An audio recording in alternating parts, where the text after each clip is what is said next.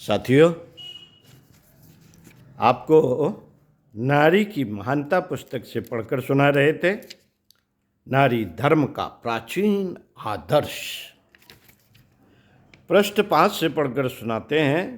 पिछले वीडियो के क्रम में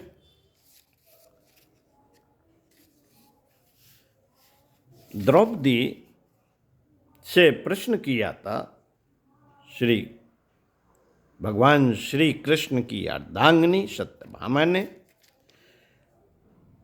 और द्रौपदी द्वारा जो उत्तर दिया गया उसी क्रम में आगे पढ़ते हैं।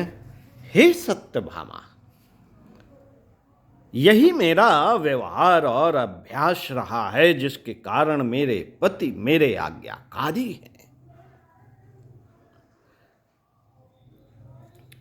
अब मैं तुमको अपने पति को आकर्षित करने का उपाय बतलाऊंगी। संसार में ऐसा कोई भी देवता नहीं जो पति की बराबरी कर सके। यदि पति तुमसे प्रसन्न है तो तुम्हारे पराक्रम की सीमा नहीं, और यदि वे अप्रसन्न है तो तुम सब कुछ खो दोगी। तुम अपने पति से परिधान, अलंकार, कीर्ति, यहां तक कि अंत में स्वर्ग भी पा सकती हो। जो स्त्री पतिव्रता, प्रेम परिचित तथा कर्तव्यवती होती है, उसके निमित्त सुख का तो एक प्रकार का जन्म सिद्ध अधिकार होता है। उसको कष्ट एवं कठिनाइयों का यदि सामना करना पड़े तो वे अल्पकालीन तथा मायावी होते हैं। अतएव सदैव प्रेम और भक्ति से कृष्ण की उपासना करो।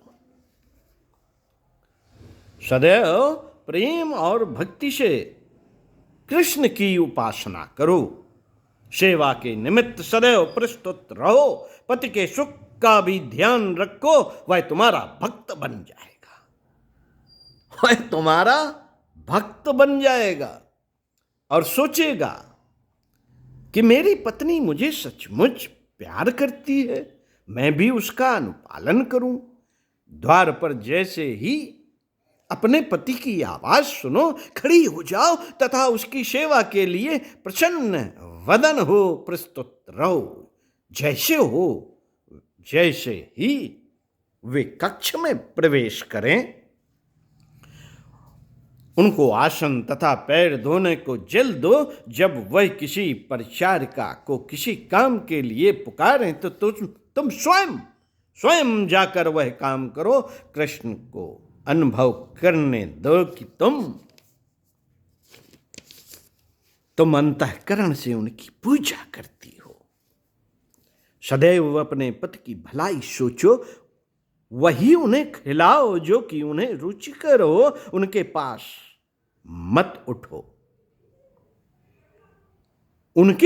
मत उठो बैठो जो भी तुम्हारे पति से विद्वेष रखते हैं। पति की उपस्थिति में कभी भी उत्तेजित न हो। अपने मन को मौन धारण कर शांति दो। केवल उन्हीं स्त्रियों से मित्रता रखो जो पति भक्त हैं, जो उच्च कुल, पाप शून्य तथा गुणवती और उज्जवल चरित्र की हैं। तुमको स्वार्थी तथा बुरे स्वभाव की स्त्रियों से दूर रहना चाहिए। इस प्रकार का आचरण प्रशंसनीय होता है। यही समृद्धि, प्रसिद्धि तथा सुख का द्वार खोल देता है। अतएव अपने पति को प्रेम, विश्वास एवं भक्ति भाव से पूजा करो। तब सत्यभामा ने द्रौपदी को हृदय से लगा लिया और कहा, ओ पवित्रे, तुम पृथ्वी पर अपने पति के साथ शांति का भोग करोगी। तुम्हारे पुत्र द्वारका में आनंद से हैं। तुम शुभ चिन्हों से सुशोभित हो। तुम कभी भी अधिक समय तक दुर्भाग्य न भोगोगी। मैं तुम्हारे प्रेरणा प्राण प्रेरक वार्ता से अति लाभान्वित हुई हूं। यह बुद्धिमत्ता तथा उच्च विचारों की खान है। प्रिय द्रौपदी, तुम सदैव प्रसन्न रहो।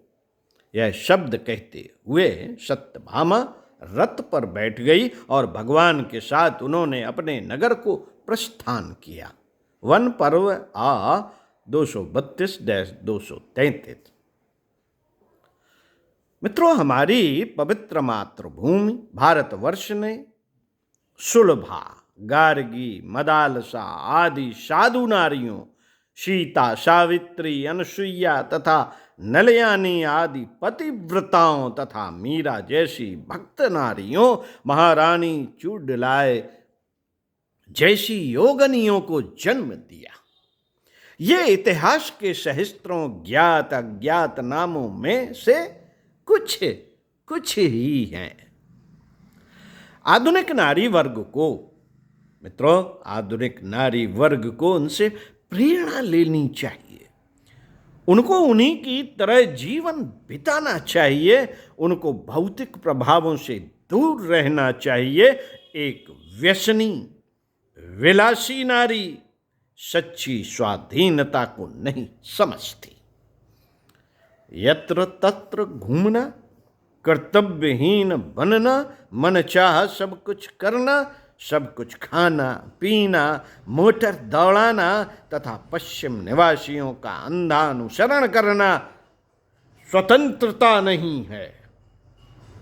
सतीत्व स्त्री का सर्वोत्तम अलंकार है।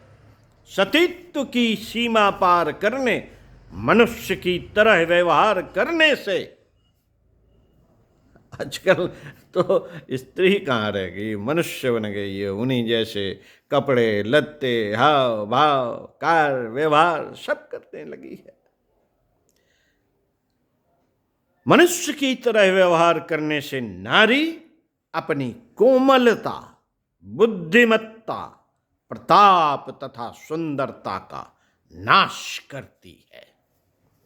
स्त्रियां किसी प्रकार भी मनुष्य से हीन नहीं हैं। वे उत्कृष्ट व्यक्तित्व रखती हैं। वे स्वभावतः धैर्यवान, सहनशील, भक्तिभावपूर्ण होती हैं। वे मनुष्य से अच्छे गुण रखती हैं। वे मनुष्य से अधिक आत्म बल रखती हैं। उनका देवी रूप में सम्मान तथा आदर करना चाहिए। आदर करना चाहिए, किंतु फिर भी उनको अपने पतियों की आज्ञाकारिणी होना चाहिए। यह सब कुछ उनके प्रताप, तेज तथा पतिव्रत धर्म को और उज्जवल करेगा। मित्रों, पत्नी मनुष्य की अर्धांगिनी होती है। कोई यज्ञ तथा धार्मिक कृत्य उसके बिना सफल न होगा। वह मनुष्य की जीवन साथिन है। ऐसे उदाहरण मिलते हैं कि जब पत्नी भक्ति और पवित्रता के कारण अपने पति की गुरु बन जाती है। यदि मनुष्य अपनी पत्नी को अपनी दासी हीन मानकर यह सोचता है कि स्त्री केवल भोजन बनाने तथा भोग के लिए है, तो वह अत्यधिक दारुण तथा अक्षम्य अपराध करता है। स्त्रियों को शिक्षा देनी चाहिए। सभ्य नारियां समाज के निमित्त आशीर्वचन के समान होती हैं, किंतु अत्यधिक स्वाधीनता तथा स्वच्छता का फल अत्यंत भयानक होता है। किंतु अत्यधिक स्वाधीनता तथा स्वच्छंदता का फल अत्यंत भयानक होता है। यह दैहिक जीवन महत्वपूर्ण है। मध्य मार्ग ही सर्वोत्तम है। किसी वस्तु का अतिक्रमण बुरा होता है। स्त्रियों को गीता, भागवत, रामायण तथा अन्य धार्मिक पवित्र ग्रंथों का ज्ञान होना चाहिए। स्वास्थ्य विज्ञान, गृह चिकित्सा, परिचर्या कर्म, बाल शिक्षण, आहार शास्त्र तथा संतान शास्त्र आदि का ज्ञान होना चाहिए। ज्ञान होना चाहिए। साथियों, स्त्रियां प्रकृतितः अच्छी माताएं होती हैं। ईश्वरीय महान उपक्रम में उनको इतना महान कार्य करना होता है। दैवी उपक्रम में यही सोचा गया था। यही ईश्वरीय इच्छा है। स्त्रियां अपना अलग मनोवैज्ञानिक विशिष्ट स्वभाव, सामर्थ्य, गुण तथा संस्कार रखती हैं। नारी समाज में अपना अलग क्षेत्र रखती हैं तथा मनुष्य अलग। वे मनुष्य से प्रतियोगिता नहीं कर सकती और ना उनको करनी चाहिए। उनको मनुष्य का काम नहीं करना चाहिए। अवश्य वे शिक्षित हों, अवश्य वे शिक्षित हों, उनको अपने धार्मिक ग्रंथों का ज्ञान होना चाहिए। माता पिता का कर्तव्य है कि अपनी पुत्रियों को समुचित शिक्षा दिलाएं। यह अत्यावश्यक है। अच्छी माताओं का समाज में पूजनीय स्थान होता है। अच्छी माताएं सभी से सम्मानित तथा आदर का पात्र होती हैं। समाज में अतुलनीय स्थित अपूर्व स्थान तथा पद की अधिकारिणी है। तो साथियों, इसी क्रम में आपको भारतीय नारी की महानता के बारे में बताएंगे अगले वीडियो में। सुनते रहिए कुछ अच्छा और पढ़ते रहिए कुछ अच्छा। ओम शांति।